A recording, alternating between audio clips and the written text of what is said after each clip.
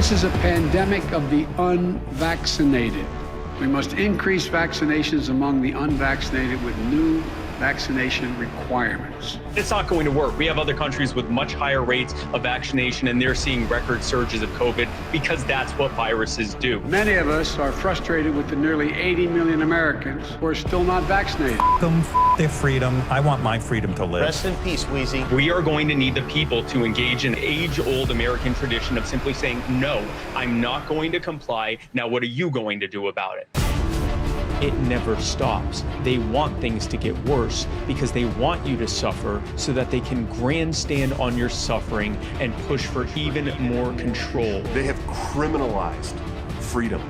They've made getting sick illegal. This isn't about COVID any more than the Patriot Act was about Al-Qaeda. It's about government asserting more control over your lives, your rights, your properties, and in this case, your bodily autonomy. It has a lot of vaccinated people alarmed because of the power grab that's involved. Enough is enough. We better change our tune and start resisting. Government makes up less than 1% of the population. If even 5 or 10% of Americans simply refuse to comply, all of this goes away. Absolutely, this is the hill worth dying on. We haven't given the statutory authority to any agency to do this kind of thing. There is no such thing as government power. There's only what we are willing to comply to.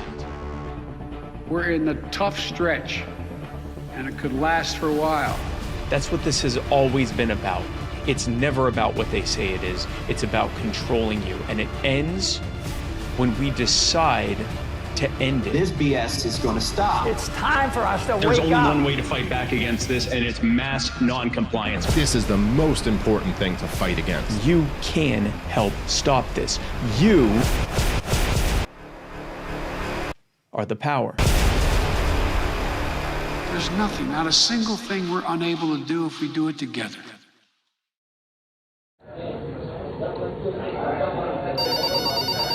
The following is a Goulash Media production.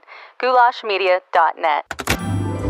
Remember a simpler time when it was okay to be weird, have fun, and think for yourself? Well, those days are over.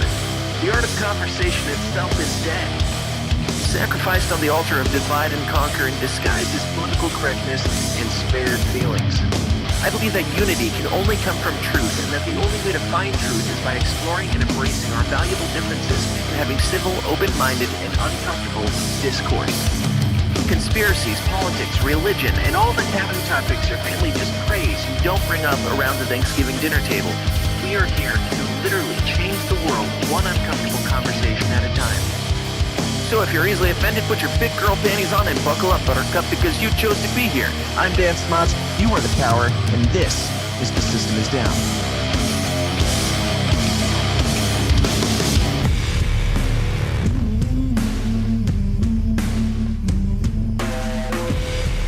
Ladies and gentlemen, welcome back to the least comfortable show on the web. It's The System Is Down, the place where we talk about all the uncomfortable topics, like conspiracies, politics, religion, and a whole bunch of libertarian squabbling and infighting, and sometimes corruption, who knows.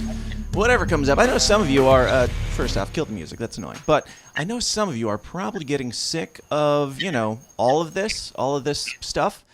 Sorry, to my guests, I've muted you. Because your background is noisy. We'll bring you in a second. But in case I forget to mute you, just know that it wasn't intentional. Anyway, welcome to the show. It's too quiet now. But welcome to the show. This is the place where some of you get tired of us talking about the libertarian infighting stuff, but we're going to do it some more. So on Tuesday, I had on 3 guests, Dave Casey, Amy Lepore, and Bill Hines of the Libertarian Party of Delaware. And we got their side of the story, and today we're going to get the other side of it. But before we get into that, I got to remind you guys about our sponsors. First and foremost being you guys in the Downers Club. People like Lauren Carter, Representation Zero, Roth Burdian, Level Zero, Fanzot Media, Stephen Hartman, Brian Johnson, Caroline B., Jack Casey, Rick Duran, Javari, Andrew Sitchling, Mark Lair, Kyle Evans, Paul Brandenberger, Craig DeCosta, Ryan Mortensen, Derek Evans, John Nodermatt, Tim Brown, Aaron Stute, Howie Snowden, Nathan Sipes, David White. I feel like I always read the same ones because I've got a few of them memorized and I forget about everybody else. So if I always forget about you, let me know. Drop into the comments section or something and let me know, and I will I will say your name out loud. But if you would like to get more weird, more raw, more offensive, more bonus content every single week here on The System is Down, you can go join the Downers Club at patreon.com/The System is Down. Bonus stuff. So get in there, support. You can support for as little as $5 a month. That is my grift. $5 a month will get you all the bonus stuff for the month, and that is, the expense of one super chat. And since YouTube doesn't allow me to do super chats or monetize in any way, sure would help out a lot if you got in there and got a whole bunch of basically free stuff. Anyway, we are also sponsored by, as you know, the Kratom stuff. Kratom. freeounceofkratom.com or mybraveBotanicals.com. You can get your free ounce of Kratom and get all hyped up in the morning. I hear it's almost as good as heroin, but I cannot confirm nor deny that. But you can get your free ounce of Kratom. You can get Delta 8 THC. You can get vitamins, minerals, natural stuff, colloidal silver, all sorts of things that the government doesn't like you having access to because it's too fun for them. They're not partiers, apparently. freeounceofkratom.com or mybraveBotanicals. Go get it. Enter the promo code TSID for 5% off your entire order there as well. And Jack Casey's got a book out. It's called The Royal Green. Find out more about it at theroyalgreen.com. You can get all three of the books, The Royal Green, In Silver Throned, and the latest one, Crowned by Gold, the trilogy, at theroyalgreen.com. I hear it's good. I'm not a reader, so, it is what it is. Anyway, as I was saying, Tuesday, we got the first part of this story, and I gave a shout-out, I gave a call-out to my guest today. I said, but I'm only getting one side of this. I certainly have a bias. I'm a human.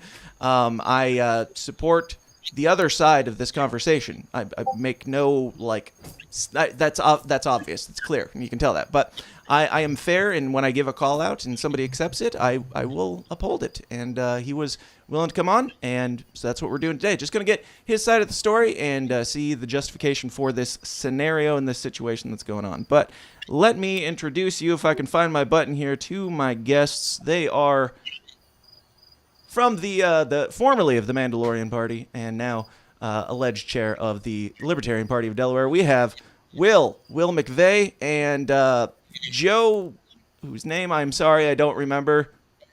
DiPasquale. What's that? DiPasquale. I'm glad I didn't remember it because I wouldn't have pronounced it right anyway. But Joe, what's your current position? You're a board member, right? Yep, I'm a state board member from Sussex County. Cool.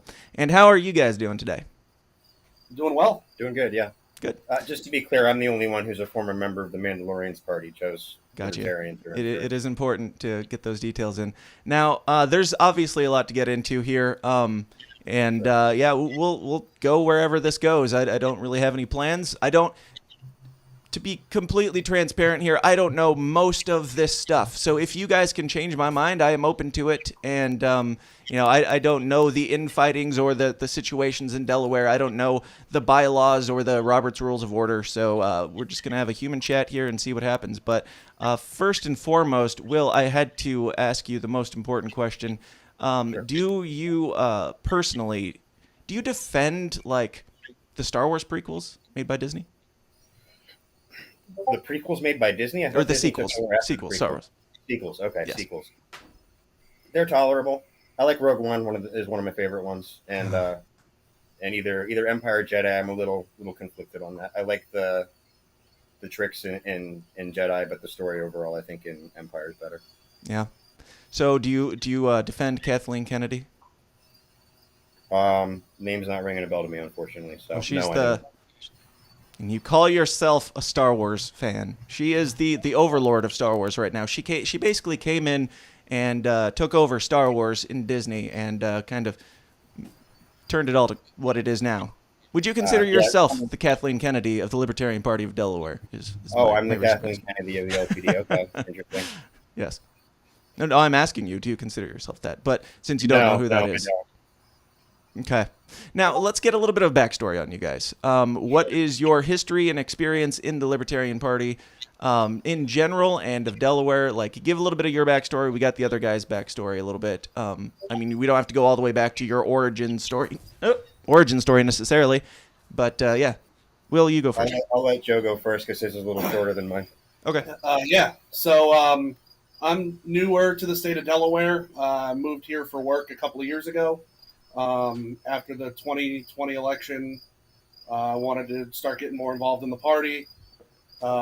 Reached out to some people on Facebook, found a monthly Sussex County chapter meeting that meets in Seaford, Delaware at the Grottos right on Route 13. Was invited to attend a meeting, and so I attended a meeting, at which point I think there was only about 6 people there. It wasn't very big, but I attended the meeting, expressed that I wanted to get more involved, do everything I can to help out.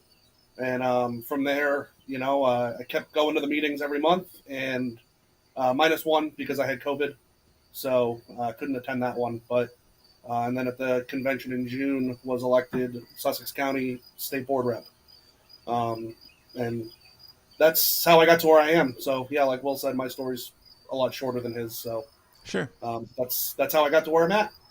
So you're one of 3. You were elected as the chair of your county. Is that what you said? No. So I'm the secretary of Sussex County. Okay.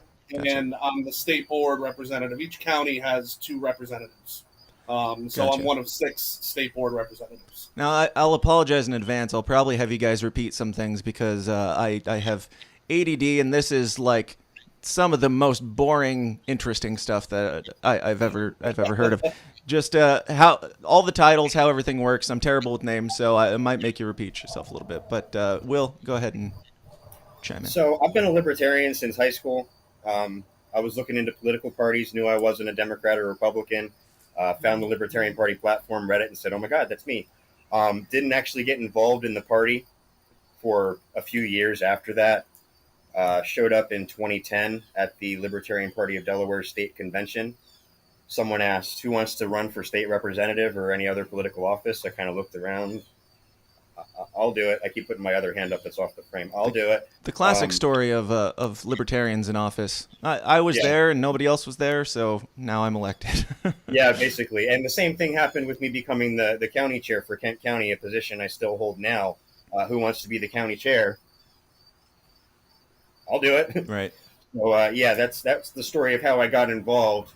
And then the story between then and now involves, a lot of different titles, a lot of different work, a lot of different, things over the course of 11 years. I took a break for a couple of years in between there when I was actually working out in Virginia on a defense contract. But at this point, I am the state chair. I am the Kent County chair.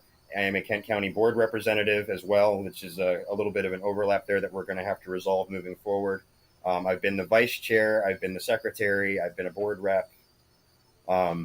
And another position that is definitely relevant to all of this is I am under contract to the state party as the quote unquote webmaster, which is basically our IT director. Okay. So you are in control of the social media?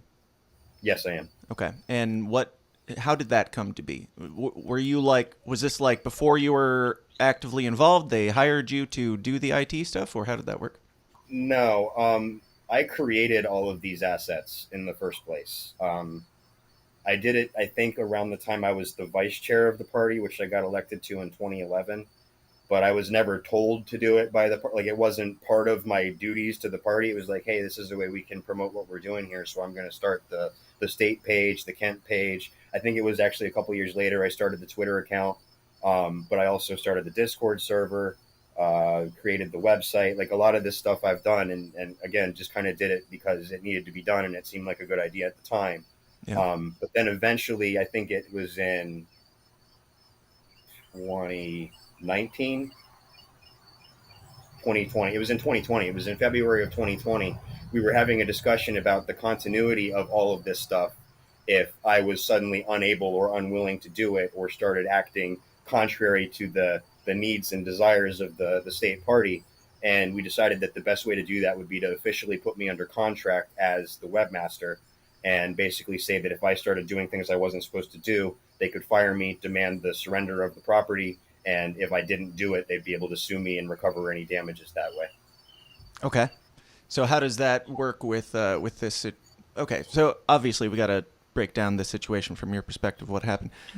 So leading up to, whatever we're calling it, insurrection, takeover, coup. There's all sorts of words being thrown around. We've But referred to it as the plot.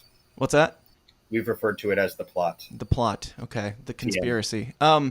So leading up to that, what was kind of the interaction? What were the reasons? Like how did things function as a party? What did you guys do, and what was the issue at hand? Well, up until maybe about 6-7 months ago, we functioned very well, very smoothly. We had disagreements on the state board. I've been on the state board for a number of years with, again, like I said, that brief interlude. And usually, again, it's very cordial. We get along. We don't always agree, but we come to kind of a consensus and get things done. How effective we are, how useful the things we get done are, that I leave up to, the evaluations of others. Obviously, we haven't taken over the state yet, so there's more to be done. Mm-hmm. But then coming into it a little before the convention, but mostly after the convention this year, which, as your previous guest indicated, took place on June 5th of this year, it became much more contentious. And even when things were getting done, they were kind of nominally things that are like it was definitely nothing concrete, nothing terribly productive. There were a lot of conversations about how to wrest control of the social media away from me, because that was clearly a priority for some members of the board, but was not the position of the majority of the board. Okay. So they didn't have enough people in favor of... there were some people, if I'm understanding this correctly, there were some people that wanted to end your contract, and I guess would they be paying you for those assets to take them away from you? They pay me $1 a year under the terms of my contract, and that's just to create mutual consideration. I donate the $1 back to the party. I don't actually get paid. Okay. But no, there was no conversation about paying me for any assets or anything like that. I mean, again, the issue that they had, that they frequently brought up, was that there wasn't enough being posted. And so I created a mechanism to facilitate people being able to post content. But that wasn't good enough. They wanted administrative control. What was that mechanism, if you're able to say? So, like I said, I'm working on a website right now for on a defense contract. I'm a programmer. Mm-hmm. I have a bot running in our Discord server that will take content that gets posted into a particular channel and is approved by members of the executive committee, or recently now our newly created social media committee, that will then automatically post it to the state Facebook page and to the state Twitter account. Okay, and what did they take issue with there? They just, that wasn't good enough just because they wanted to have the full control? Okay. Yes, they wanted the full control. They wanted direct access. They wanted admin control. And I objected. I said, hey, look, the issue with that is that you won't know who's responsible for deleting stuff if stuff gets deleted. You won't know who's responsible for, liking comments on other posts that if that happens. And, sometimes that might not be the popular decision in the party to like a certain comment or to like a certain post or to delete a certain thing. And there's no accountability that way. Whereas this way, if that happens, it was me. You can say, hey, Will, don't do that. Or, hey, Will, we really object to this, therefore you're fired. There's a mechanism of accountability there. Whereas with other people having access to the page like that, there's no way to know who's doing those various things. And that argument was compelling to the majority of the state board. Yeah, gotcha. So it seems like, and the general consensus obviously is that, this was just a way to get the Mises Caucus out of your party. You guys butted heads, apparently. Can you tell me about, some of the interactions that you think, what were the things that led up to this that made you think it was necessary? And then we'll get into what exactly you did about it. This wasn't anything having to do with eliminating the Mises Caucus from the state party whatsoever. That's a fabricated thought meant to discredit what the problem actually was. As a new member of the state board, as somebody who wanted to join the party and help and get things done and help pass amendments and bylaws, and as somebody new, not really fully understanding everything and trying to learn more about it as we go as well, the butting heads was really mostly about one person, and that was Dave. Every time we had a state board meeting, and I mean, he said it on your show the other day, so it's not like I'm calling him out here. Sure. He's an asshole. So I absolutely agree with you on that's that. fine. You know, people, there's places in the world for people like that. But this whole thing was never about removing the Mises Caucus. This actually came about initially as it was actually my idea.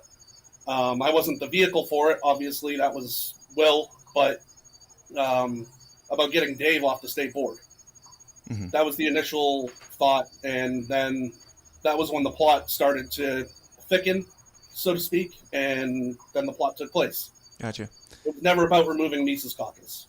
So, when you say things like he's a pathetic excuse for a human being and calling him a spineless, baseless, disgraced former Democrat, registered Libertarian, Trump-supporting Republican, Napoleon syndrome, pathetic excuse, you know, all these things, what was it that Dave said that was toxic, that he needed to go? So if you take the very first sentence in that, he blocked everybody on Facebook, which was another thing that your guests brought up the other day, was how we weren't able to have conversations online about this stuff. Well, it's because they blocked everybody.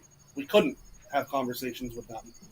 So that was when I then called him a spineless human being incapable of accepting consequences for his actions, when he actually attacked people's families on Facebook, and specifically Will's daughter, and who's 4 years old and should have never even really been brought into it to begin with. Or been on Facebook. But what did he say? What was the terrible things that he did exactly? I mean, I can think of some examples from Twitter in particular. I know I've been called a cancer on the party. I've been called a piece of shit on his podcasts. He made some sexual innuendos about my 67-year-old mother, who is the treasurer of the party, as he mentioned. And I feel like we're dwelling a little too much on this, because at the end of the day, the issue here isn't mean words. The issue isn't mud decorum. I mean, I'm an asshole too. I'm perfectly willing to admit that. Really what it comes down to is being an asshole in such a way that you try to avoid accountability for it. Like Joe said in his comment there, and just repeated now, he's blocking all of these people in the party, but he's doing it from his position as a moderator for the group. So he can still interact with their content, but they can't respond to him.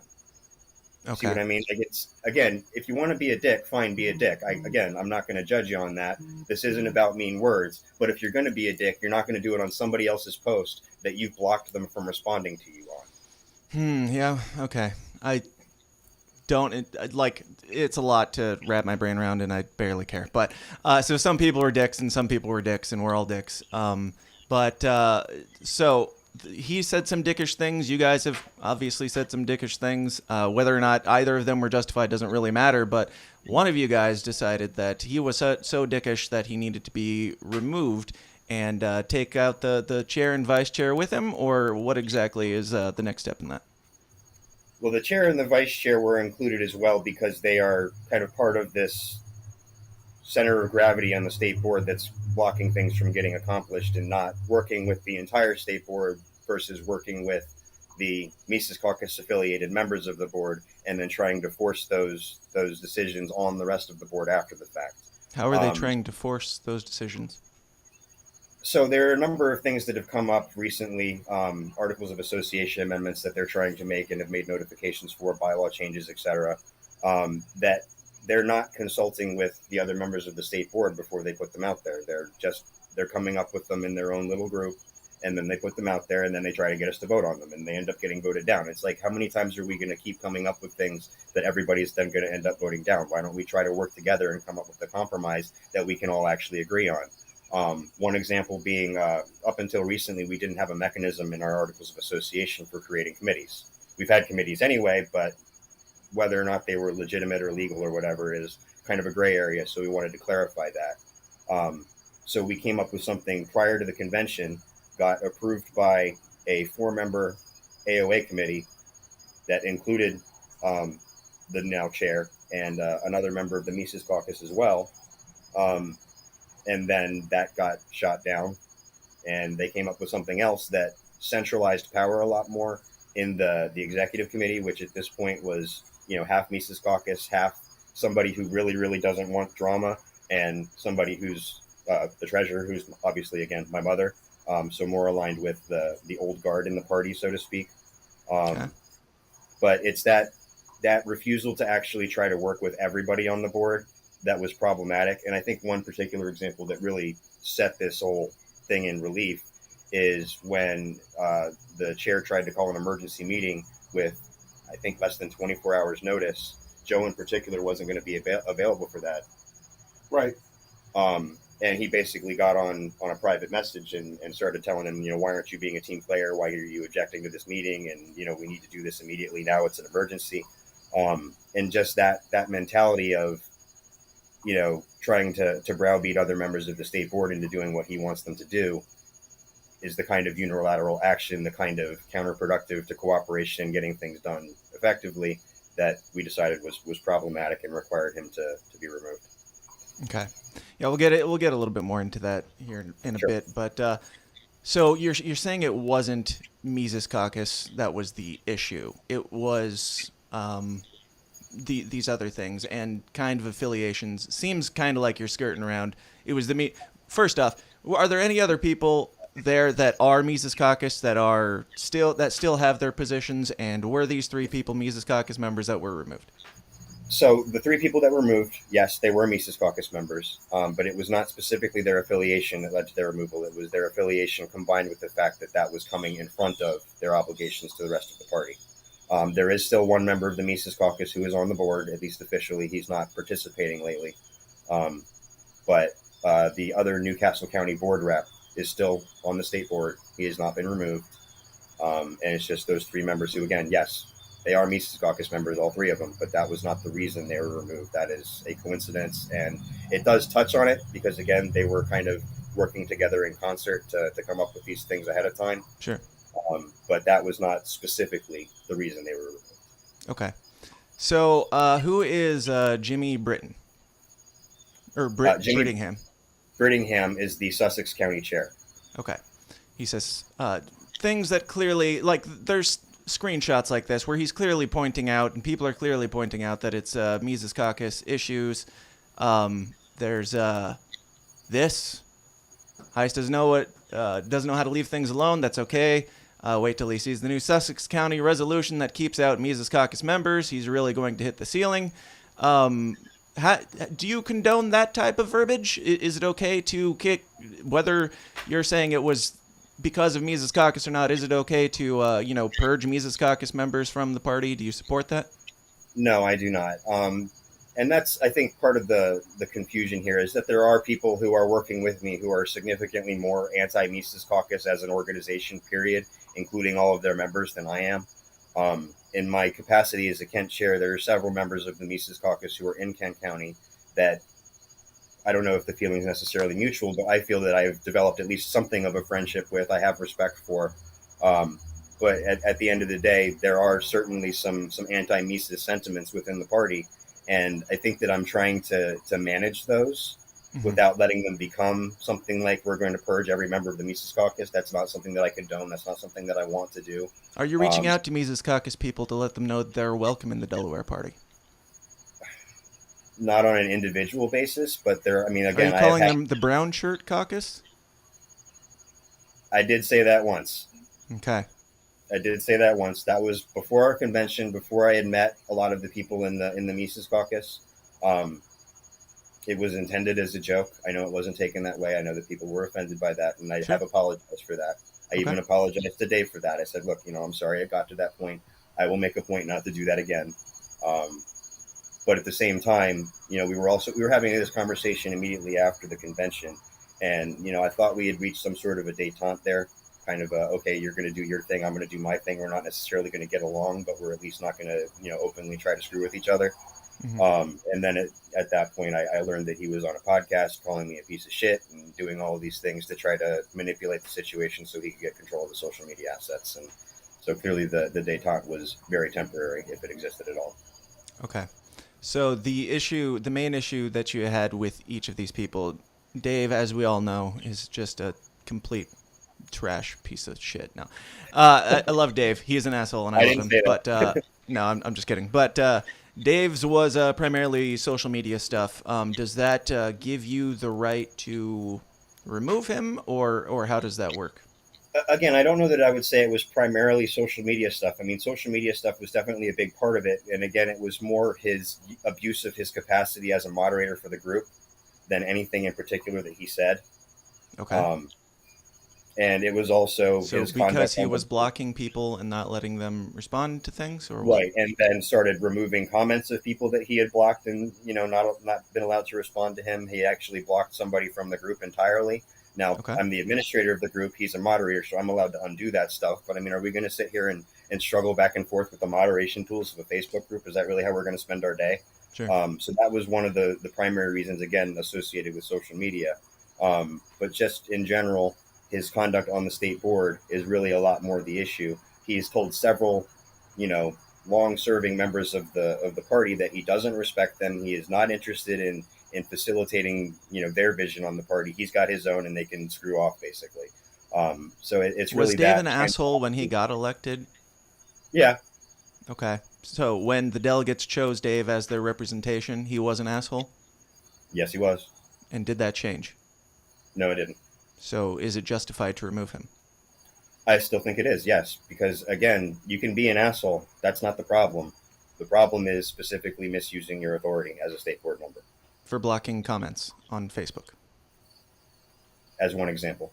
Is there something else? Because I haven't heard really much more. Just that he said some names and was an asshole, and that he blocked some comments.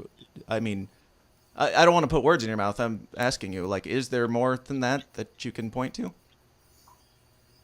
I mean, yeah, like I said, it's the conduct on the state board in particular, trying to basically redo things over and over again and get us in this endless cycle of, trying to take control of the social media assets themselves rather than, just use them as he was allowed to use them. What was he doing to try and overtake it, though? What he was going through the processes. He was saying that we should do this, we should vote on this, we should go through these processes as he wasn't calling for anything that was against the bylaws, was he? He was just doing something he didn't like. Not in particular. Okay. It became redundant. Yeah. I mean, 3 state board meetings. Welcome to politics. Welcome to committees and politics and democracy, my friend. It's all redundant. We're trying to do better than that. We're trying to move forward, and we had 3 state board meetings in a row, all of which we had to vote on the same thing, and it was completely redundant. And actually, at the last state board meeting, rather than redundancy is not justification, though. Yes, it's annoying. That's politics. Yeah, don't get into it if you don't want to do it. Justification according to him. What? What do you mean? What standard are we defining whether or not it's justification or not? If it's not against the bylaws, then it's not justification to remove him for being redundant. I think that it is. I mean, again, Is it against the bylaws to be redundant? Not specifically, no. Then how is it justification?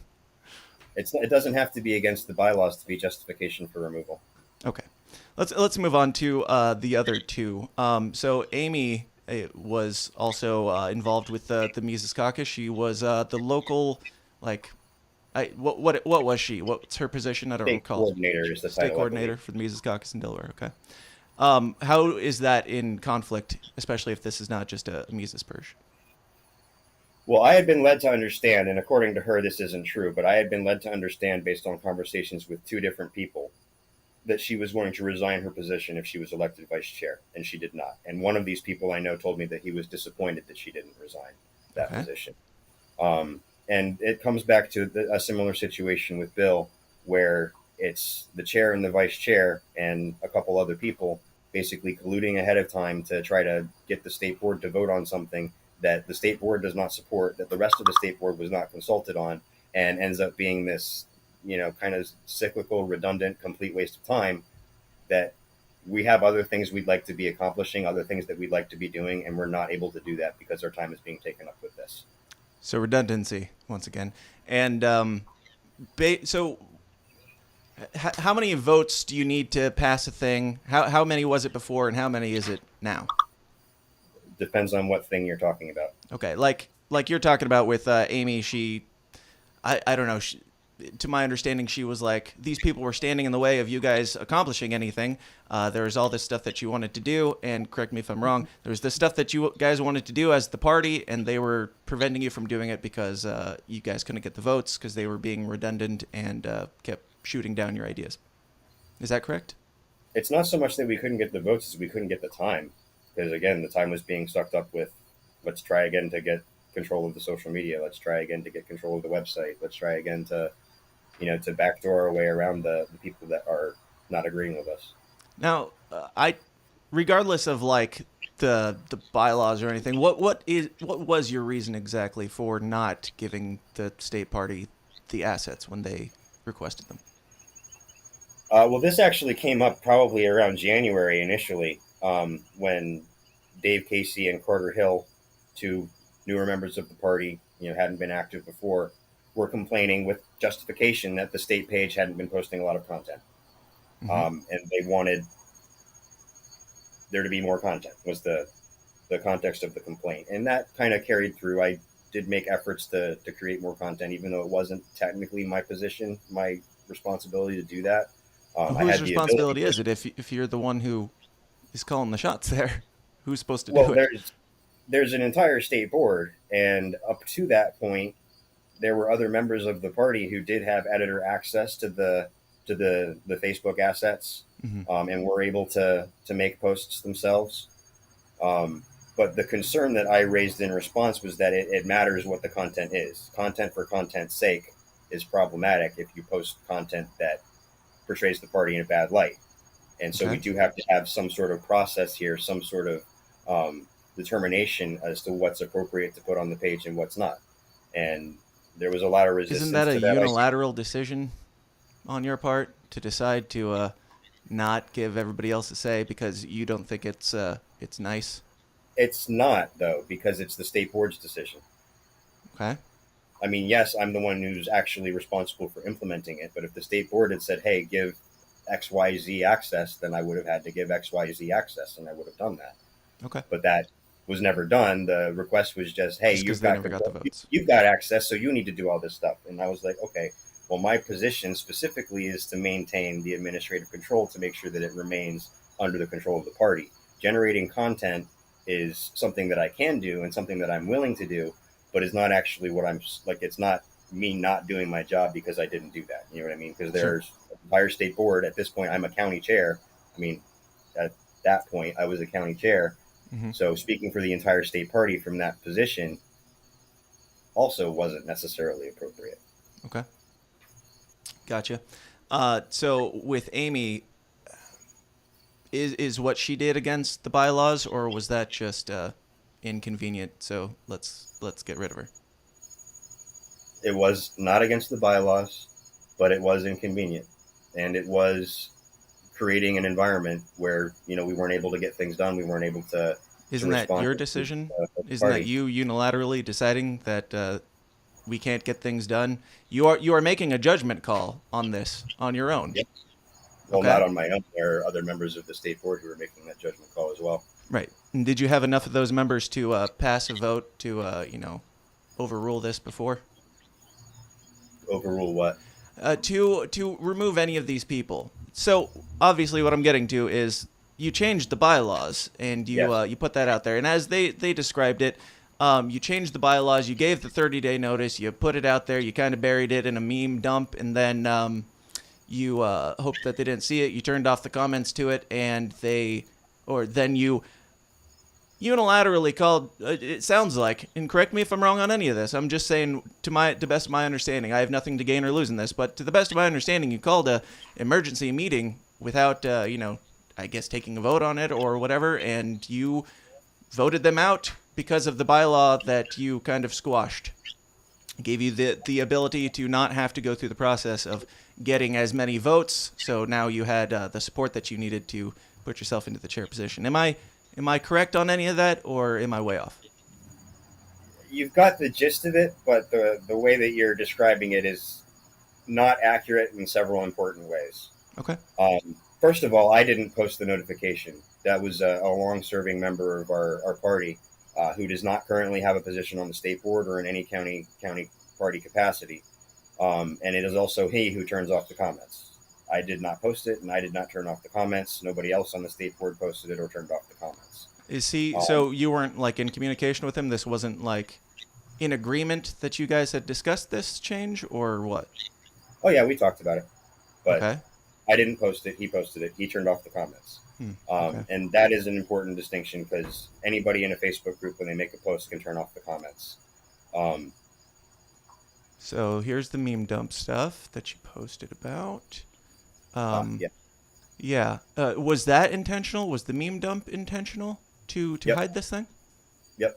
It was intended to hide the thing. Okay, but you didn't post the thing, so that makes it justified somehow? I'm not saying it's justified. I'm saying that that's not an accurate... Desperate times call for desperate measures? I just said it wasn't an accurate description of what happened. Oh, okay. It was somebody else who posted it, somebody else who turned off the comments. Now, if I had turned off the comments, that would be a legitimate complaint. I did not turn off the comments. Gotcha. He did. And the other one that I think is particularly... Didn't you turn them back on? No. Oh. No, he turned them off. They're still off to this day because he turned them off. And Okay. you can see that on the post itself. It says Steve has turned off comments. Gotcha. Okay. But the other issue that is particularly important here is the question of an emergency quote unquote meeting. There was nothing procedurally abnormal about the way the motion was introduced and passed to actually change the bylaws following the notification. As Bill doesn't that mentioned, seem a little abnormal to post it and then do a meme dump right after? That seems abnormal to me. Yeah, that's abnormal. And it's permitted by the bylaws, and it shouldn't be, and we should fix that. Okay. But you did it. Yes, we did. You did it. Yes. But you don't like it. No. We're going to fix that. Gotcha. Okay. So I do have a screenshot of Will Mcvay turned off commenting for Steve Newton's post, which is the change the bylaw for. Can you confirm or deny that? You have a screenshot of somebody saying that, or you have a screenshot from the post itself? I have a screenshot from the post. Am I wrong? Yes. Okay. You can look at the post itself. It says Steve Newton turned off comments. Okay. Let me see if I can find it. So let's move on. While I look for that, let's move on to Bill. What was your reason for removing him? As it said in the release we put out, he was not forthcoming in his campaign for chair. He said that he was running to incorporate the talents of everybody in the party. He had several conversations with members who were concerned about the Mises Caucus, where he said, and I'm using a direct quote here in a way that's relevant, they are not the way you're describing them as far as I know. They are not this, they are not that. Mm-hmm. When in reality it was, we are not like this. We are not that. And again, it's not his affiliation itself that's problematic. I think the failure to disclose it, given the concerns that were in the party at the time, is an issue. It's a relevant piece of information that I think delegates would have done better to have known. Sorry, say that again. His failure to disclose what? He didn't disclose that he was a member of the Mises Caucus, and that by itself, is that a problem? That he's a member of the caucus is not a problem. But given the sentiment in the party at the time, it's information that the other delegates would have liked to know and would have benefited from knowing, and they did not. So it's not a removable offense, you're saying? Even that by itself is not necessarily all that bad, but then to go on and work more closely with other members of the Mises Caucus on the state board to try to develop policy and try to implement policy, to do the things that he did where he's unilaterally calling emergency meetings that, other members that don't agree with him can't show up to. That's where you start getting more into the neighborhood of, that we need to get rid of this guy and have somebody else be the chair who recognizes the boundaries of its authority. Gotcha. So he didn't do anything removable, is what you're saying. There's no definition for removable in the bylaws. The definition is, just up to whatever you feel like at the time? 2 out of 3 county chairs. Okay. And his main offenses were not that he's associated with the Mises Caucus, but that he was associated with the Mises Caucus and didn't tell people. Is that correct? Again, that was part of it. Okay. The other part was the working more closely with other Mises Caucus members to try to impose state board policy without consulting other members of the state board and trying to reach a compromise. Isn't that what you did, though? Afterwards, yeah.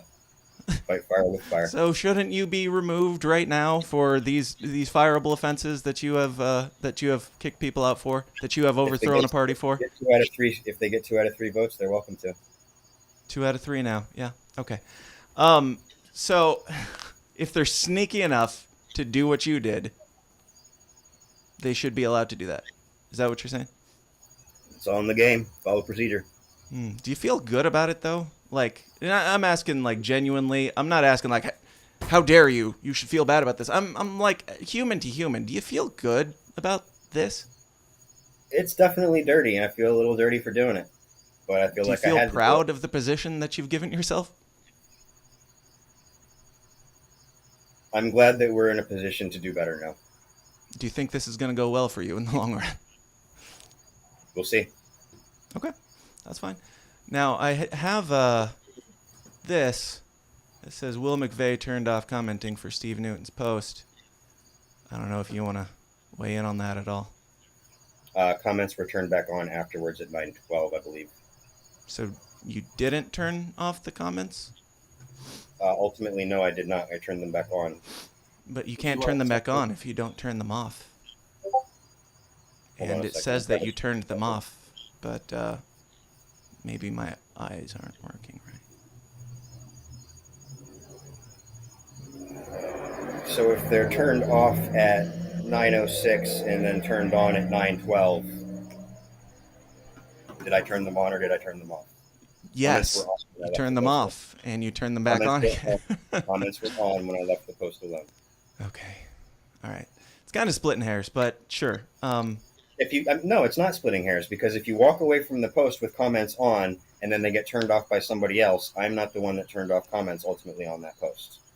Okay, but you were colluding with somebody who was turning off the comments, and you were doing the meme dump, and you were aware of the plan, the plot, if you will, to do this. So you're kind of playing dumb here, aren't you? You're kind of making up excuses for, oh, I didn't, he did it. I told him to, or I didn't tell him to, but we were in communication, and he did it at some point, and it was done. But you did it, and then he did it. What's the difference? I would call that splitting hairs. Okay. I'll concede that it's splitting hairs. Okay. I'll also remind you that it's not relevant to the issue of whether or not it's a valid notification. What do you mean? It's still a valid notification under the bylaws to do a modification. Gotcha. It requires a 30 days notice. Posting to the group is a requirement. Leaving comments turned on is not a requirement. Making sure that it's prominently displayed and that everybody sees it is not a requirement. Okay. It probably should be. Yeah, I would certainly agree. So, what is your biggest issue outside of this clusterfuck of a situation that you've gotten yourself in? What is your issue with the Mises Caucus? What is the big deal? What's the problem? Why? Just go ahead.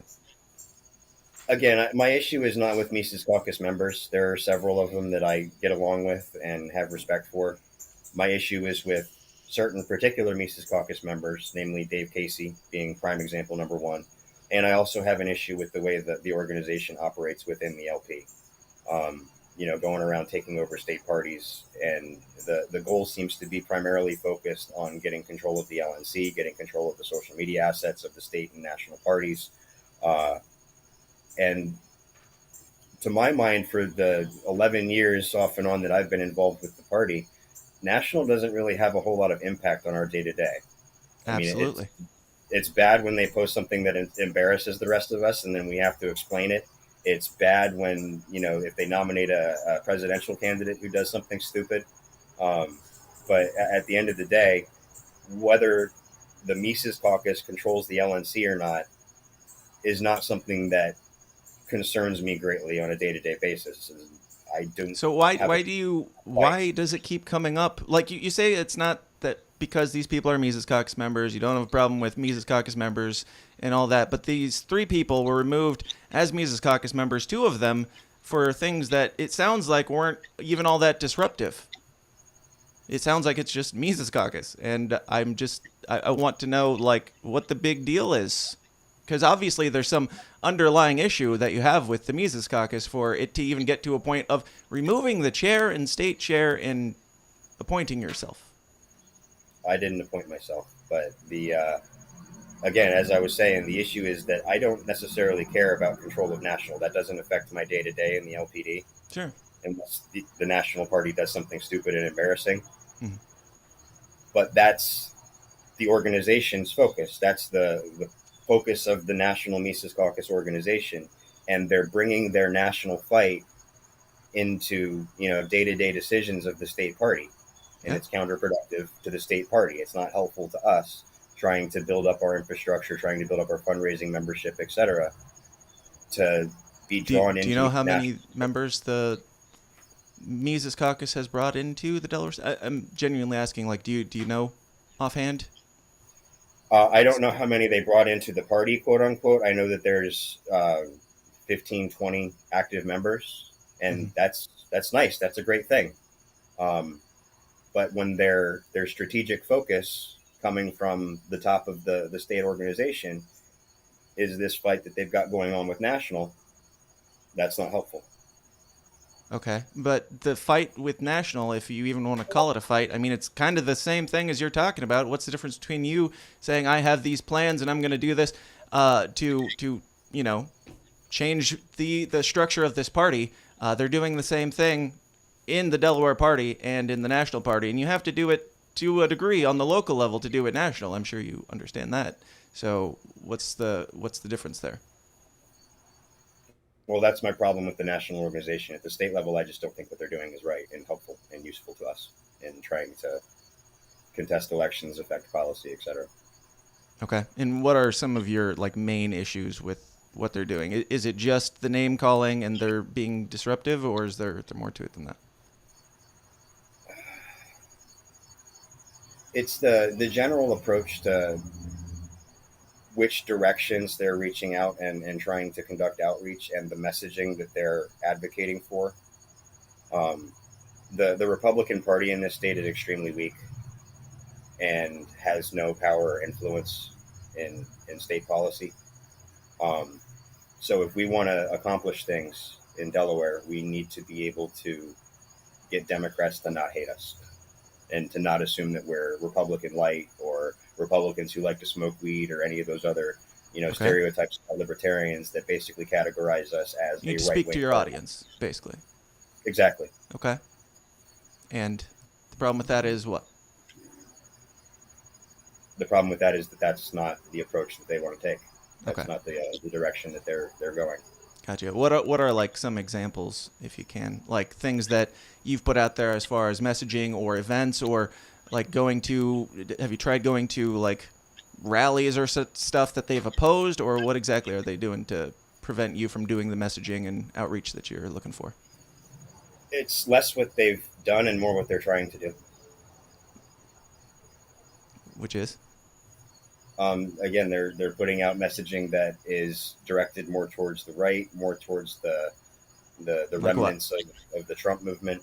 A lot of anti-vax stuff, and not anti-mandate stuff, which I'm on board with, but basically completely devoid of scientific validity complaints about vaccines in general and the COVID vaccine. Is this the Mises Caucus in general, the Delaware Mises Caucus, or just individuals' opinions? It's definitely individuals' opinions. I think it does extend to the organization as a whole. I don't have a lot of visibility into how the organization, makes those decisions. Do you have any evidence that the Mises Caucus of Delaware or the Mises Caucus is anti-vax? Yes. Okay. Could you? I don't expect you to pull it up, obviously, or have it on you, but do you have any evidence, just verbally, anything off your top of your head? This gets into some of the other issues that are going on in Newcastle County that were touched on briefly by your guests on Tuesday. There was a release that got put out that was co-branded with the Delaware Mises Caucus, the Newcastle County Libertarian Party of Delaware, the Delaware Young Republicans, the Independent Party of Delaware, and the Medical Freedom Alliance, I believe, was the other organization. Mm-hmm. That was very clearly anti-vax, was encouraging interference in the employment decisions of private companies. And the bigger issue in this particular instance was that this decision was made by a 5-member board of the Newcastle County Party with no ability to see what they were doing or participate before it was done. And that was done in contravention of their rules and procedures. Okay. Yeah. We don't And have to. again, it's just one example. I'm not trying to say this is the reason, this is why this happened. It's one example among many. Okay. Now, Spike Cohen is a good friend of mine, and he got into a conversation with you on Twitter and asked you for evidence because you are making very large claims, or at least you were in the initial letter, and obviously the letter didn't get very specific. It seemed like it was affiliations with Mises Caucus type stuff. Not that I'm not putting words in your mouth, but that's the way I read it. And then Dave Casey being the asshole that we all know and love. But so these are large accusations that you have presented as your reasoning behind your actions. And Spike Cohen asked you for evidence because, of course, I'm the same way. Like, I can have my mind changed just like Spike. Like, if you can convince me that there's this major threat that you need to overhaul the party yourself, basically single-handedly. I guess it's not single-handedly, whatever. But you need to be the leader in charge, and so you're going to take these actions. You better have a lot of really obvious evidence. And I know that you said I don't have it all in one place. I would have to go dig it up, and you're welcome to go into our Discord and blah blah blah. But if you're going to make these claims and you're going to take these actions, you're gonna have to have that evidence on hand, I would think, if you're wanting to do this. If you feel like you're right, if you feel like you're on the up and up here, I would think that you would have that stuff ready to go. Because did you think that people wouldn't ask questions, or what? I knew they'd ask questions. I knew they'd be upset. And what was your plan? To run fuck the those party guys? To say, fuck those guys, we're doing it, whether you guys agree or not, or what? To run the party better than it's been run. But you didn't get duly elected. Followed the process, though. Okay. Which you disagree with, you said. Yep. Okay, cool. So, as the new state chair of Delaware, what are you going to do to make sure that this process runs more smoothly in the future and people aren't able to overthrow you as time moves on? Because obviously there's some weaknesses in your bylaws. Yeah, we're looking at that. We're looking at several different ways to reform the bylaws. The first and foremost is that currently our bylaws, per se, are split into two separate sections. There's an Articles of an Association and there's a bylaws section. The bylaws are significantly easier to change than the Articles of Association are. And it's the bylaws where the disciplinary procedures were written. So we're going to get rid of that distinction and make sure that it's all in one place and that it does require a 2/3 majority of the entire board to make those kinds of changes. We're going to institute a process relating to notifications so that they are more clearly, displayed and provided to the members of the party so they know what's going on before those changes happen. That's just two examples. Okay. So, going back to the Spike Cohen thing, why didn't you have the evidence? Why didn't you have this stuff? Why didn't you have all the screenshots ready to go? I certainly imagine Carter in particular, and probably Dave too, have several folders worth of screenshots of all of the horrible things that I've said and done. Okay. I am not doing that. I'm not, collecting all of these screenshots every time they say something that, oh my God, I might be able to use this against them later. That's not really the way that I'm operating here. So we're supposed to take you on a faith basis that it was bad enough, just trust me, or go look through months of content till you find that one thing that they said about, some woke shit or something. I think that there are several members of the party already who have seen this all happening in real time, who understand why this needed to happen and why it did happen, and even why it happened the way that it did. Okay. So, even if I give you Dave, which I'm not gonna, if I give you the Dave situation where he's an asshole, again, he did get duly elected as an asshole and remained one, I still can't figure out why the chair and vice chair had to go. Like, he called a meeting and didn't give you fair enough warning long enough? Is that it? Is that the only reason why Bill got kicked out? I was able to make the meeting. It wasn't just about me. But again, it's the pattern of behavior of unilateral decision making, not recognizing the bounds of his authority as chair. What are some of the other examples of this pattern of behavior? He's just trying to give orders to various members of the party to do things that is not within his power to order and to demand. Like what? Again, one example coming back to me, because I'm the one that's got the most to order around. Tried to order me to turn over the credentials for the party's assets to the secretary. And the secretary is a great guy. He's no longer with us, unfortunately. Resigned due to all the drama that's going on now. Who was that? And I hesitate to bring him up too close to here because he left because he's tired of all the drama. I don't want to draw him into more of it. Was his first name Daryl? Close. No. Okay. Close. All right. Yeah. Again, it's hard to keep names in order. He's a really nice guy. He's a really trustworthy guy. I don't think that he would do anything nefarious.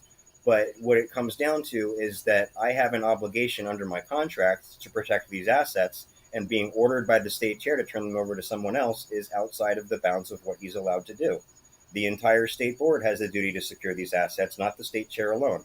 Our articles and bylaws are written very specifically to give the chair very little power. Mm-hmm. And to try to expand on that and claim power that doesn't belong to you and doesn't exist is a usurpation, is something that we can't let continue and can't require everybody to get together at a moment's notice to fight against. Yeah. Okay. Well, sounds like a lot of opinions here. It is. It's a lot of opinions. It's very subjective. I understand all that. I understand that this is not something that people are going to be happy about coming right into it, fresh, especially not knowing all the background, all the players, all the information. Sure. But I hope that over the course of the next few months and however long this all lasts, that people see that we are actually taking productive steps to try to improve the situation in the party and, provide more support for candidates and all that good stuff that we're actually supposed to be doing. How long were these three in their position? It was just like 6 months, right?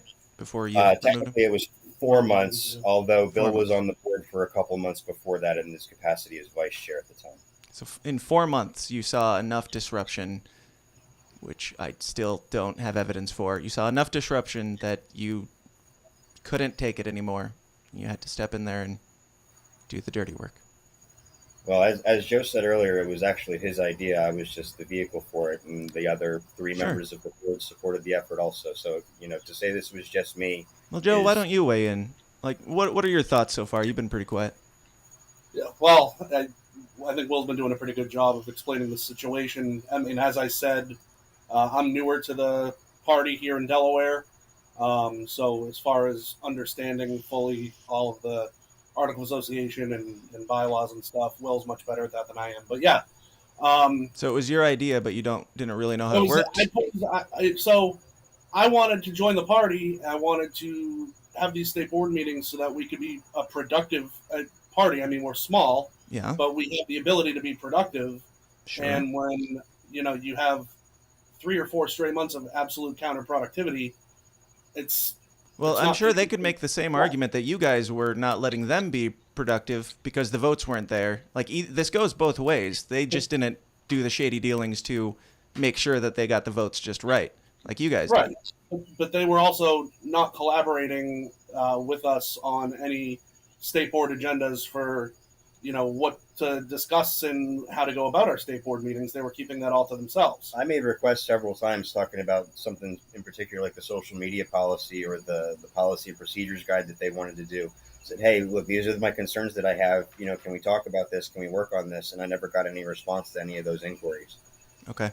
I don't know how all that stuff works. Like, do you guys just have, is it just like a Slack channel or a Facebook chat, or like how do you guys normally communicate with each other? Do you have everybody's phone numbers or what? We've got a Discord server and a Facebook group, as well as an email list. The conversation about the social media policy and the procedures guide, I think that happened on Facebook, if I remember correctly, but did also happen on Discord. I said, hey, I'm willing to talk about this. I have some issues with the way that it's written now.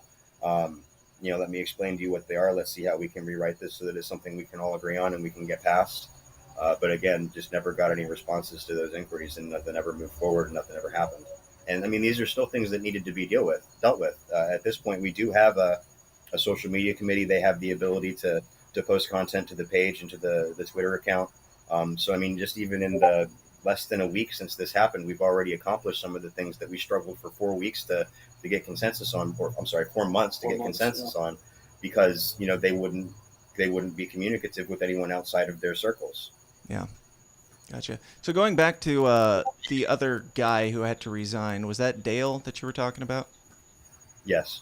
Okay. And again, I'm not trying to draw him into this. He left because of the drama. I don't want to pull him into Sure, it. I'm not trying to pull him into it either. But what was the drama that he left for? Like, was he on you guys's like? No, not he had liking no the idea. Mises Caucus stuff? Okay, so he had no idea any of this was coming. Mm-hmm. You know, I don't know that he ever saw the notification or not. I assume that he didn't. I don't know who sees the notifications on the group. That's not something I'm privy to.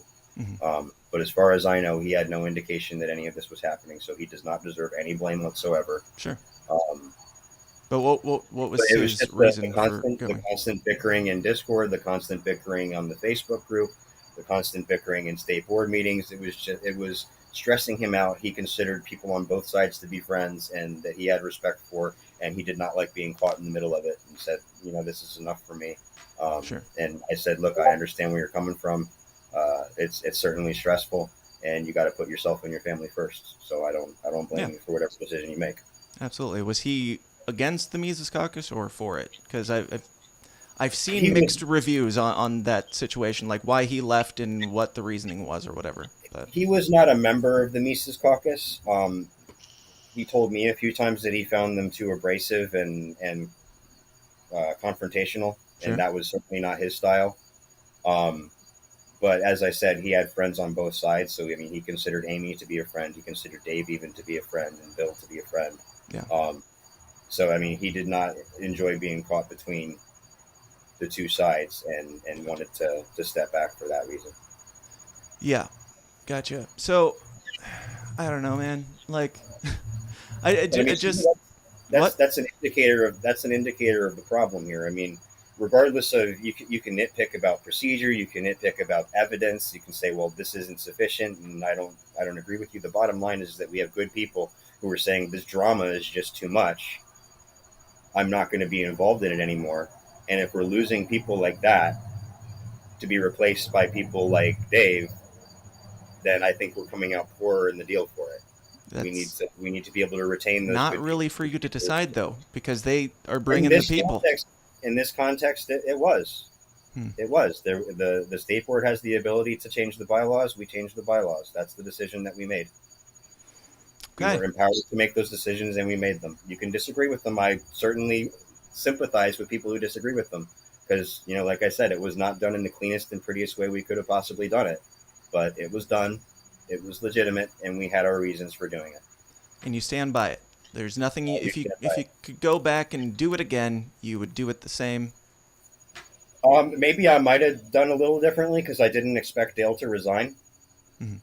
Like I expected him to still be a member of the board. So I think that we might have been a little bit more open with what was intended. But at the same time, you know, that's not a requirement for the process. But if we had known that, you know, we wouldn't have to overrule Dale's objections, we might have been a little bit more upfront with what our intentions were and why. Yeah.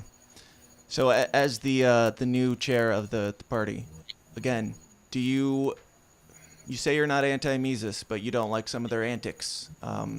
Do you extend the olive branch at this point? Do you say I've gotten my accomplished goal here, now I can run this party, and now you guys are welcome to join me if you'd like to? Absolutely. I mean, I would still like members of the Mises Caucus to feel like they have a role to play, that they have the ability to contribute, that they Do you think this disenfranchises them a little bit? And any new party members that might have been going to come in to see that, like we've seen with New Hampshire and Massachusetts and all this stuff, do you think any of this stuff that you're contributing to is going to make people more or less likely to join the Libertarian Party if they hear about it? I think in the short term, it will definitely be problematic. It will definitely turn people off. But I think that in the long term, it's gonna be just another part of the history, and they're gonna focus more on what we're actually doing in the political arena than what we're doing in our, you know, what I'm sure several people in the comments would call LARPing sessions, where we sit around and talk about bylaws and procedure and stuff. At the end of the day, that's not what people care about. They care about the issues, they care about the platforms, they care about our ability to influence public policy, and I think we're going to do that. Yeah. Gotcha. So what's your plan moving forward for like the next convention and everything? I mean, I just making a friendly prediction. I don't think this is going to go the way that you have in mind. I could be wrong, and I'm open. Like, again, it's not my state. It's not really that much of my concern. But do you really think that this isn't going to just radicalize people against whatever your cause was exactly? That's a strong possibility. I'm sure we're going to have some explaining to do. But at the end of the day, like I said, we're going to be focused on the next few months. How would you explain it to these people? I mean, basically the way I've explained it to you here. You know, we've I mean, if you had to give like the short elevator pitch of this is why I'm the chair and this is why, you know, I should be reelected if you so choose or whatever, what would that be at this point? That having been up close and personal with every single detail of everything that had happened over the course of the last 4 months, we found that there was no way to move the party forward, and we wanted to find a way to do that, and we did. Okay. Well, cool. So, back to Star Wars. Just kidding. No. This is, I mean, this is what this show. The Star Wars thing is worth talking about, though, because one of the big complaints that they're making is my involvement with the Mandalorian Party, and that was something that I was going to address. We're diverting resources to this new party, and I think that that's worth talking about. So tell me a little bit about that party. That is something I wanted to bring up. It's clearly, you know, kind of a joke thing. It's kind of a troll thing. But get into that just a little bit. So what this really comes down to is Delaware's campaign finance laws. And as you said earlier about something else, this would be one of the most boring, interesting things that you've ever heard. Right. And the reason for all the political parties is a way to kind of try to make it interesting. Now, the Mandalorians Party is the most recent of, let me think, 6, 7 political parties that I've started in Delaware since 2012. We've had the Sith Lords, which I'm sure some people think I belong in more than anything else right now. Sure. The Order of the Jedi, the Lesser of Two Evils Party, the Bacon Party of Delaware, the None of the Above Party.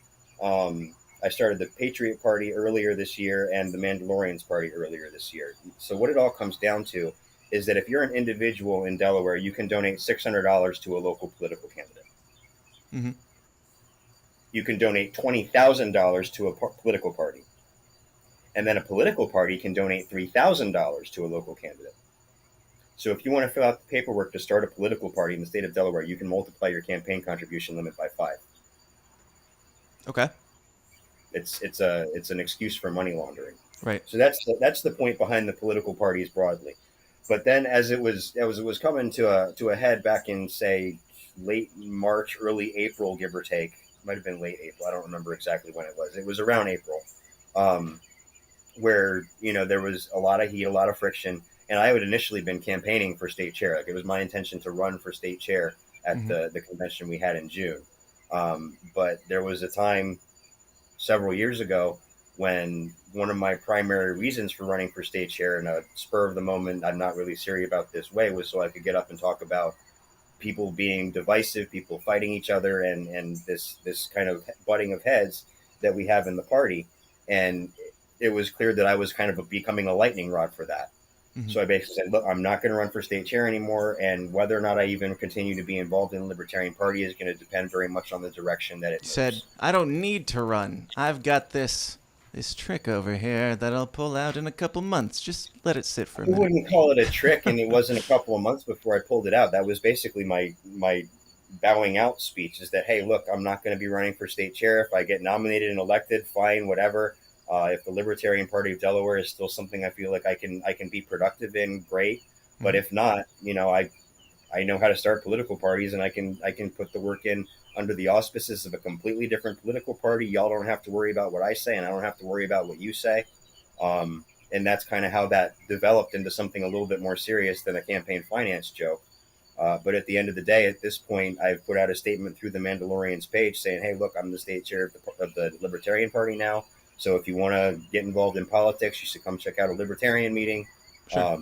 You know, get registered with us. We've already got ballot access. We can do a lot of the same things that we were going to try to do through the Mandalorians, now through the Libertarian Party. So, you know, this idea that I'm trying to develop the Mandalorian Party at the expense of the Libertarian Party is completely without merit.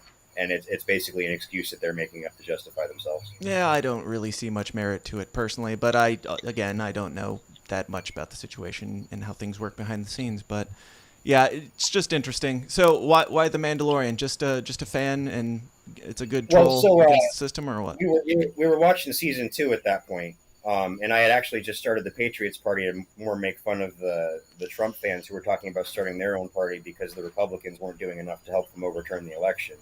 And so as I was talking about, I've started this party just because I don't think that the people who are talking about it actually know how to do it.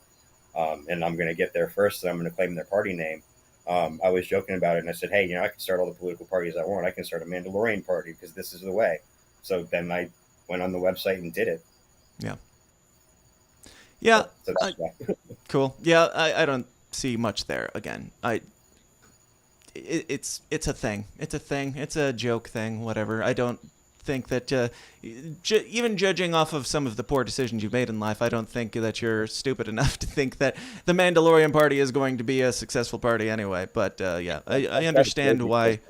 What's that? I said I've got a Grogu shirt on right now, though, so maybe I'm subtly advertising right now. Yes, very subtly. So subtly you're not showing it. But so I gotta ask, like, if this was, let's say let's say Dave Casey did the exact same thing that you did, subverted all this stuff. Not, I mean, technically legally, but shadily subverted, the will of the delegates to appoint himself or even appoint somebody else as chair that was a Mises Caucus person. What exactly would your response be to that? Probably about the same thing that he's doing, except at the end of the day, I think I would probably acknowledge it because I've got that level of honesty to me, but I would at least understand that what they did was legal. It was legitimate, that, Dave Casey or whoever his, preferred guy is the chair now. Sure. I may not like it. I may decide that, I don't want to contribute to this effort anymore.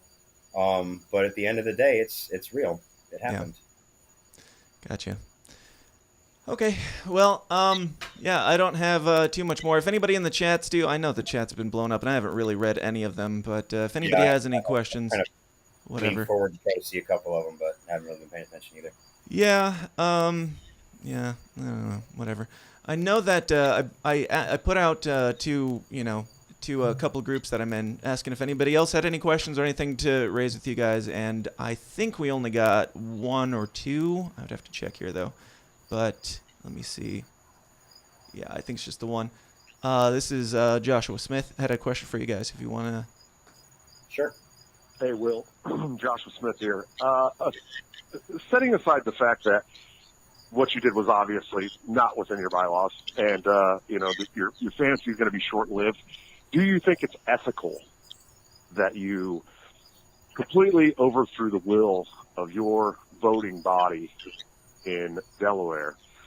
You convened in secret with a digital meeting.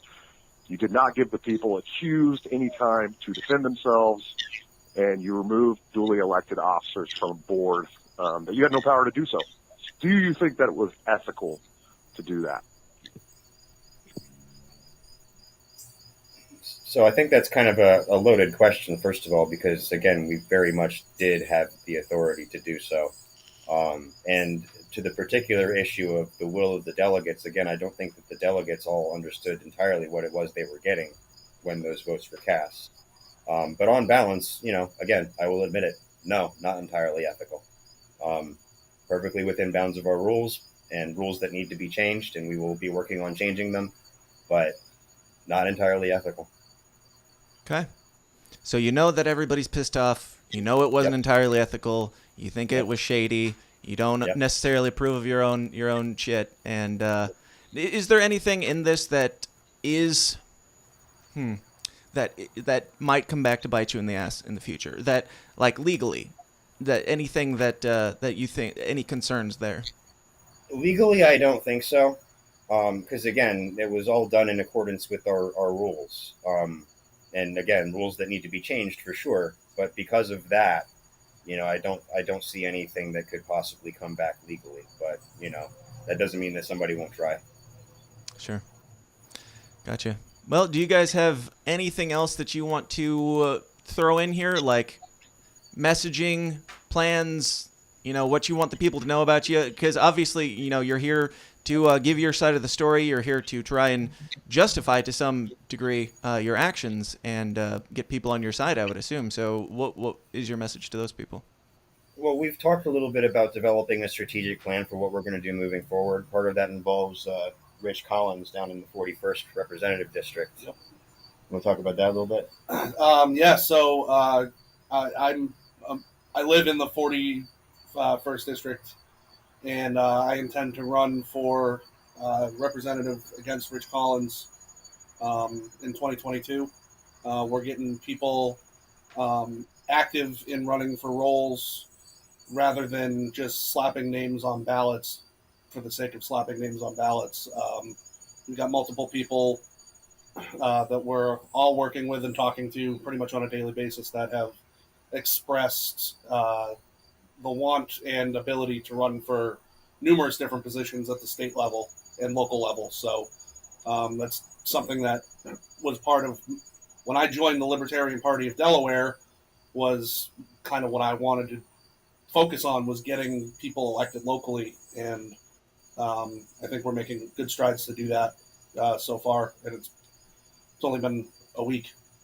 Now, to be clear, we're still talking about we're probably going to have a few paper candidates, but the purpose of the paper candidates is going to be to get as many voters in Delaware to be able to see an L on their ballot. Whereas with Joe's campaign in particular, and there's another district we're looking at up north, it's going to be more issues focused. These legislators in particular are being singled out because they're on the wrong side of two particular issues that we're focused on at this point, namely cannabis legalization and gun control. So something for everybody there.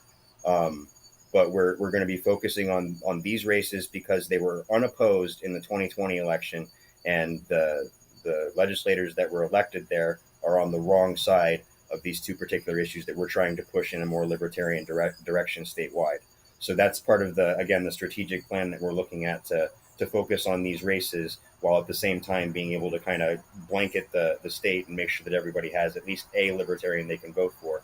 But in these particular districts, we're going to be focusing our energy and our messaging on getting the needle moved a little bit in the right direction on those two issues. Cool. Yeah, and I certainly applaud you. Like, we can disagree on these things. I certainly disagree with you. It sounds like even you disagree with you in many ways. But when it comes to the actual matters that be, I hope that you are successful with those, and I wish you could have found it in your heart to do it the ethical way.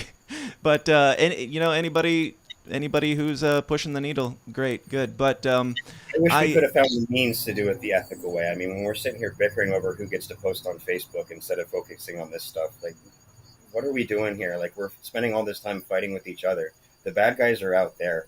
Like, why aren't we in Rich Collins' district? Why aren't we in Representative Meyer Brown's district? Why aren't we there being like, hey, why are you voting on these things wrong, instead of sitting around on Facebook and on Discord bickering at each other? It's ridiculous. Yeah. And this was really about being able to put a stop to that and focus in the right areas. Yeah. So the question kind of was, and you kind of touched on it, like, not necessarily what you're going to do, but like, if you had to go out and give a press conference to the world right now, because that's kind of what this is. A lot of people are watching. A lot of people want to know how, like, what is your, I don't know. What is your succinct, like, guys, I'm on your team? How can you convince people at this point that you're on their team if you are doing stuff that even you say is shady? I mean, I think I mentioned it earlier when you asked that the bottom line is that we were spending more time focused internally than externally, and that needs to stop. That needs to change. And we had a suggestion to try to find a way to change it, and we did find a way to change it, and we executed the way to change it. And again, whether you agree with that or disagree with that, it's done. And now we're going to try to move forward, and we're going to try to do better. Okay. I will accept it, and I will let you leave now. But guys, thanks for being here. Thanks for giving me a civil conversation. Again, we disagree on stuff. That's totally fine. But I strongly disagree with your decisions here, and I hope that you fail in that aspect. But I do hope that you are successful in the other, libertarian-sounding aspects. I mean, democracy sucks all around. So in a way, if you can subvert democracy, you kind of have to as a libertarian if you can find a way to screw over the system. So in a sense, I'm kind of like Boo. I'm mostly Boo, but I'm maybe a little bit like touche. So, I mean, this, like you said, that we'll see how this pans out. We'll see if the delegates approve of your appointment. And well, that's another thing here. I mean, at the end of the day, I know that I'm all in on this. I mean, I'm trying to give everybody else an excuse to say, hey, Will, it was Will's idea, and Will came up with it, and Will executed it, and Will whip this with a wet noodle until we agreed to do it. But it was Joe. And that's why I knew Will was going to do most of the talking, but that was why I wanted to be here with him, because technically this was my idea. But at the end of the day, I don't want anybody else to be plastered with this. I know if this all goes to shit, that I'm definitely done in the Libertarian Party. Yeah, probably. Unfortunately, because it sounds like you were good, doing good work. So if it comes down to that, as you said, I've got this other party, I can work on that. But, for now, my focus is the Libertarian Party, and I'm going to be pushing on the same issues no matter which party I'm in, and they're going to be libertarian issues. But if this all goes to shit, which I'm, perfectly prepared to accept the possibility that it will, I think I did the right thing, and even if it was the wrong way, but the chips will fall where they may, and if that's how it goes down, then it was nice working with y'all. At least you're honest on that point. But tell me where people can find out more about you, the Delaware Party, and if people have questions on this type of stuff, can they reach out to you anywhere, or what's the best way? I mean, I've tried to make myself accessible to everybody. I've spoken with Susan Hogarth. I've spoken with Whitney Bellew. I've spoken with Karen Ann Harlos. Spoken with a number of people. Obviously, you laid down the gauntlet, and I was like, yeah, sure, I'll come on, whatever. Sure. I'm perfectly willing to talk to anybody. You can find us at LP Delaware on Twitter. You can find us most relevantly and most immediately if you go to lpdelaware.org. That's our website. It's got links to everything, most importantly, our Discord server. And that's really the best way to get hold of me directly. And where I'm probably going to be most responsive is if you join us on Discord. That's also where most of our business takes place in terms of state board votes, committee discussions, and all that sort of thing, at least in between the county meetings. But that's the main one I'd say is lpdelaware.org. Get to the website. And obviously we're on Facebook, Twitter, Discord, all that good stuff too. Cool. And we're also going to have a booth. Libertarian Party of Delaware's got a booth at the Apple Scrapple Festival this coming Saturday. We're getting very Delaware on here. So we'll be there all day for the entire event. I don't know the exact hours of the event, but I mean, 8 I'm going to be there. 8 o'clock, I think. 8 to 8. I'm pretty sure it is. I'm pretty sure it's 8 to 8. I mean, I'm going to be there most of the day, if not the whole day, as well as a lot of other volunteers for our booth as well. So if anybody else wants to come and discuss all of this with us, we'll be there. And I will be there for part of it. I don't get down to Bridgeville at 8 o'clock in the morning, but I'll be there at some point. Gotcha. Now, one final question before we go. Are you guys, is there anything that anybody could say at this point? Anything that anybody could say to sway you on this decision to go back on what you have done and change your mind? I mean, this could probably be undone pretty easily. And if you were to, say, I relinquish my power because I feel like it was a shitty thing to do, even though it was within the bylaws. Is there anything that could convince you to do that? Well, at this point, it's not just my decision. I mean, I could resign as chair. Mm-hmm. I'm not. I could just resign as chair, but that would mean that Jimmy, as the new vice chair, would become the chair. He would then have the opportunity to appoint a vice chair. He could appoint Bill and then resign himself, and then Bill would be the chair again. So there's a way to get there, but it wouldn't just be my decision. It would have to be the state board's decision. Yeah. Well, frankly, I gotta say, if it were up to me, which it's not, just let's say this: my personal advice to you would be to resign as chair. If you want liberty to move forward, if you want these goals that you have to move forward, I don't think this is the way to do it. I think this is the absolute opposite way to do it, and I think the best thing for you to do right now would be to resign and let things go on as they may, because it sounds like you're doing good work outside of this one thing. It sounds like you're not a total shitbag like I may or may not have called you in the last one. So it would be great if us libertarians could stop eating each other alive over stuff like this. It would be great if shady business dealings weren't happening behind the scenes, so that we could all work together to move this thing forward and move the needle forward on things like weed and all the things that you value that you just pointed out. I don't want to just leave it on that, but do you have any final thoughts before we go? We tried that way. Okay. All right. Well, guys, again, thank you for being civil. Thank you for coming on, and being as transparent as you can, I guess. But thanks for being here. Even if it was intended sarcastically at the time. What's that? I said thank you for the invitation, even if it was intended sarcastically at the time. Sure. Yeah. I'm down to have anybody on to give their side of the story for sure. I'll give you a fair shake. Again, I have my opinions, and I disagree with you. But, guys, thank you. And to everybody watching, thank you for tuning in. If you're listening in the future, please go join the Downers Club at patreon.com/thesystemIsdown, where you'll get all the bonus stuff. Follow me on Twitter at TSIDpod. And this is the last episode for this week because, good goddamn it, this Libertarian Party shit drama is really getting old. So let's end the drama. Let's end the feuding. Let's figure this stuff out so we can all move on and stop the rivalry. But, if you disagree with the things that anybody said on either side of this today, show up to your local party, show up in Reno, show up, as Nick Sarwark said, the Libertarian Party is made up of those who show up. And with that, I will leave you. So thanks for being here. And until next time, question everything, stay uncomfortable. I'll talk to you then. Peace out.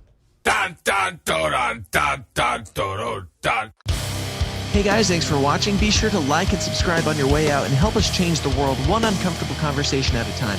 And if you like what you hear and you want to hear more, go join the Downers Club at patreon.com/thesystemsdown for bonus episodes of the show every single week.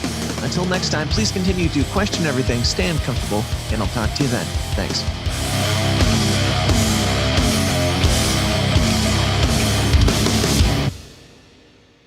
This has been a Goulash Media production. goulashmedia.net. This concludes our broadcast day. Click.